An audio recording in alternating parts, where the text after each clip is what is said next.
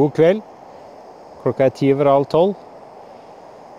Det ble en sen kveld i dag. Tror ikke jeg har lagd middag så sent på fjellet før. Endelig kommet ut av den der krattskogen. Det var ganske mye mygg, så det var godt å komme hit hvor det er litt mer luftig. Selv om man er til stede her også. Man er ikke helt borte. Nå skal jeg få i meg litt varm mat, og så blir det natta. Men det er jo sankthans, så da er det lov å være lenge oppe.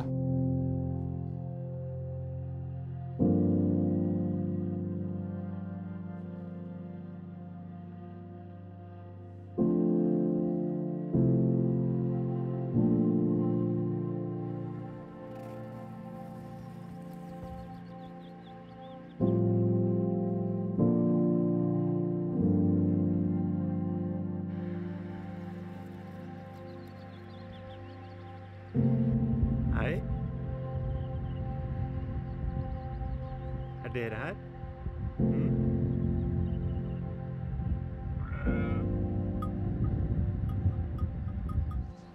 Hei folkens, da er det sankthanshelg, og jeg utnytter sjansen på å være på fjellet.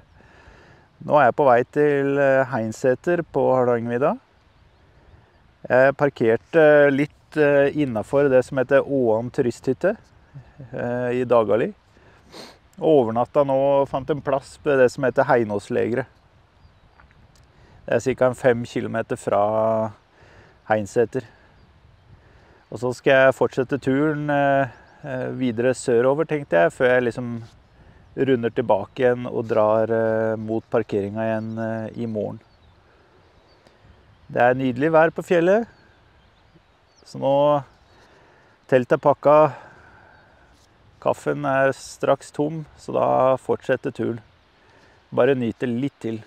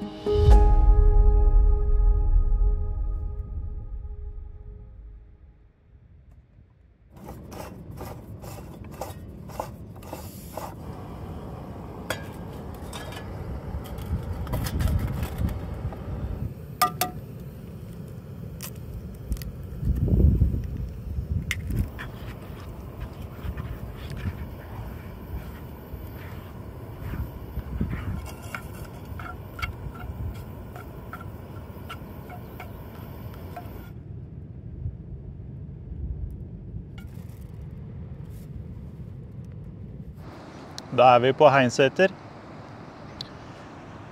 Akkurat fått lagd meg kaffe og skikkelig fjellunsj. Eggerøre og spekeskinke. Tenkte jeg skulle flotte meg litt den helgen her.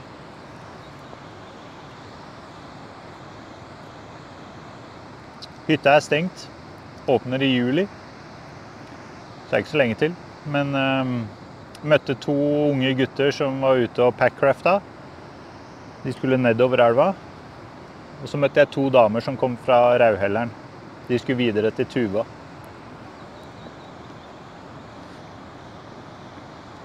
Ellers så jeg 3 karer som drev og fisket ned på vannet der, ellers så det ikke vært noen folk. Så det jo behagelig å ha hele stedet for seg selv.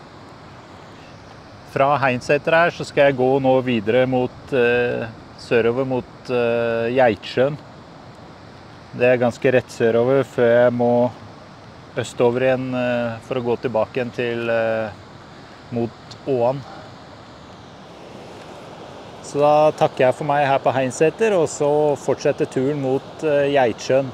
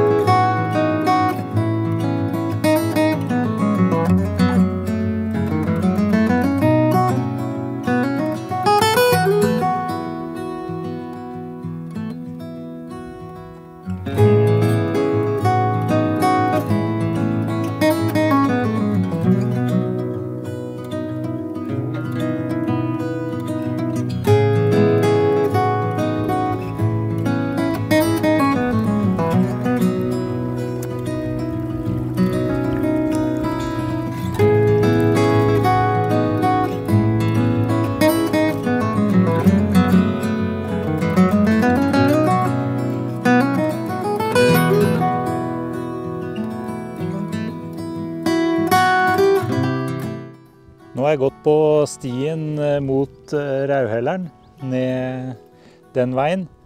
Men for at jeg skal komme mot Geitsjøen litt raskere, så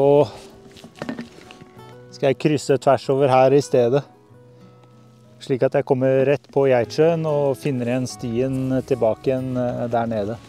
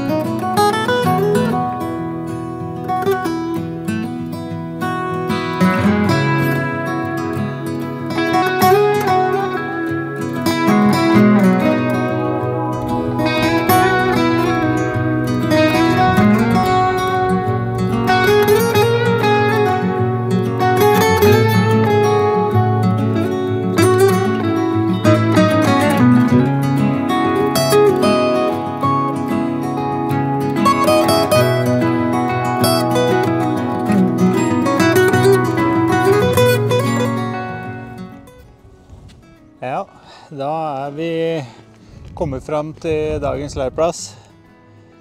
Nå vi ved rett opp i skråningen bak meg der, så det som heter Gamlelegeret. Og det bratte fjellet bak der heter Lågliberget. Så ble natten 19 kilometer i dag. Jeg bomma på stien på vei opp fra Geitsjøen igjen. Og havna i et sånn forferdelig kjerr. Så legga fikk skikkelig juling. Det var slitsomt. Så nå jeg glad for å ha kommet fram. Og her det litt vindpust også, så myggen holder seg på avstand, håper jeg. Så nå det bare å få opp teltet og lagt beina i horisontalen, så kan man hvile litt.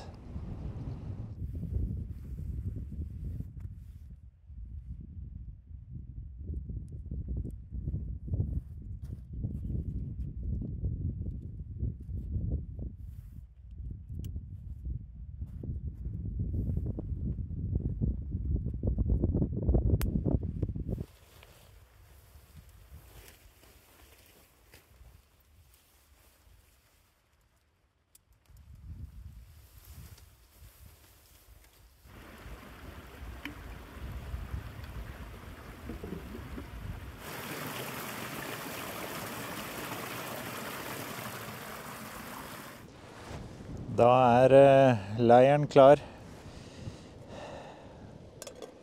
Holder på å varme litt vann til kveldsmaten. Det blir dessverre bare posemat i dag også, men jeg prøver noe chicken curry. Så får vi se hvordan den smaker. Jeg kverner meg litt kaffe også, så får litt varmt vann til den, så blir det behagelig. Men det var godt å få slått leir, det var det. Nå var beina ganske kjørt, så det skal bli godt å bare kule nå. Få i seg litt mat.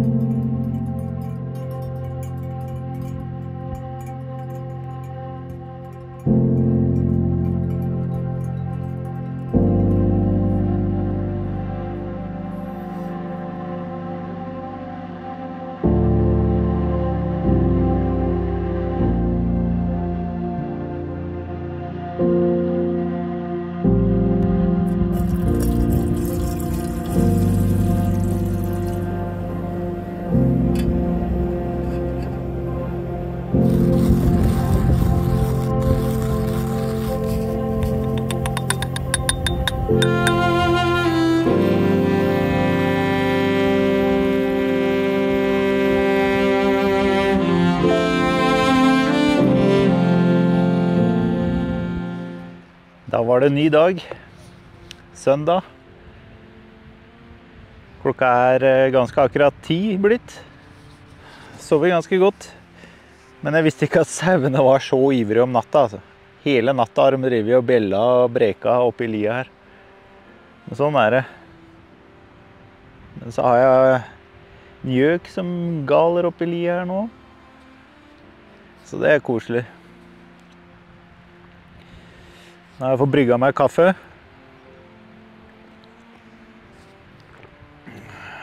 Så nå det bare velstand.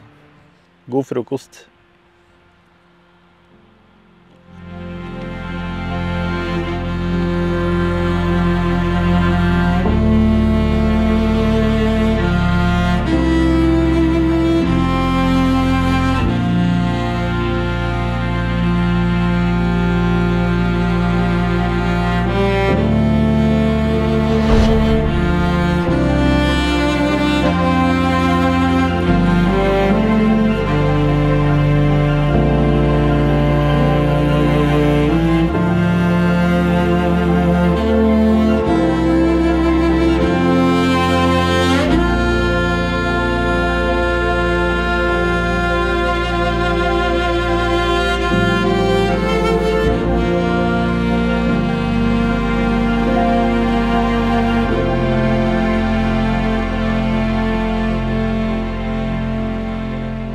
Da vi klare for hjemtur. Alt pakket klart. Så nå skal jeg rusle nedover langs Numedalslågen. Ned den veien. Det ca. 7 kilometer til parkeringen.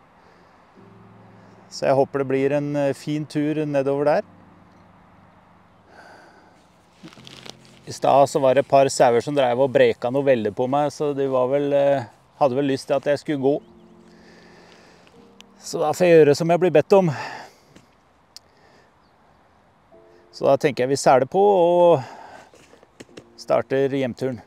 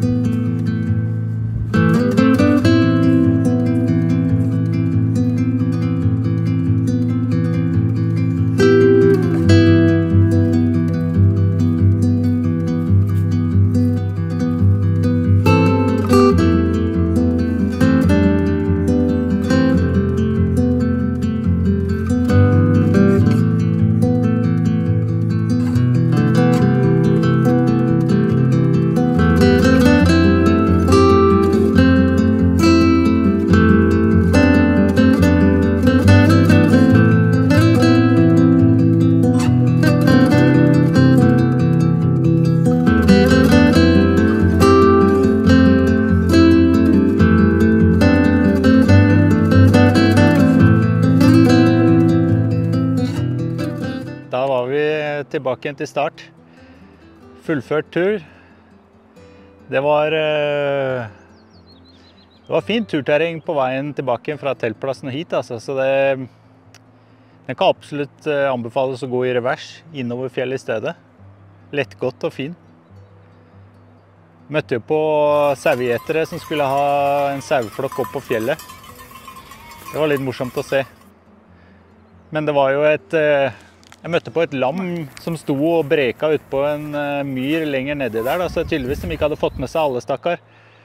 Så jeg prøvde å få sauen inn på stien igjen, da, men det er vel som barn, da. De følger det som er trygt, så han begynte å følge etter meg i stedet. Men heldigvis så møtte jeg på et eldre ektepar, engelsk, utenlandsk, jeg vet ikke hvor de var fra, de pratet engelsk i hvert fall. De lurte på hvor langt det var til Rauvhelleren. Ja, 7 timer cirka, sa jeg. Ja, det var litt langt for dem da. De var ikke kledd for fjelltur. Stråhatt og opplegg. Men jeg ba dem prøve å gjete det lammet innover da. Som de kanskje fikk det med seg innover igjen i hvert fall. Men da er det bare å få satt seg i bilen og kjørt hjemover. For jeg blir spist opp av mygg her. Ønsker jeg å takke for turen. Håper dere har hatt en like fin tur som jeg har hatt. Så ses vi på neste eventyr.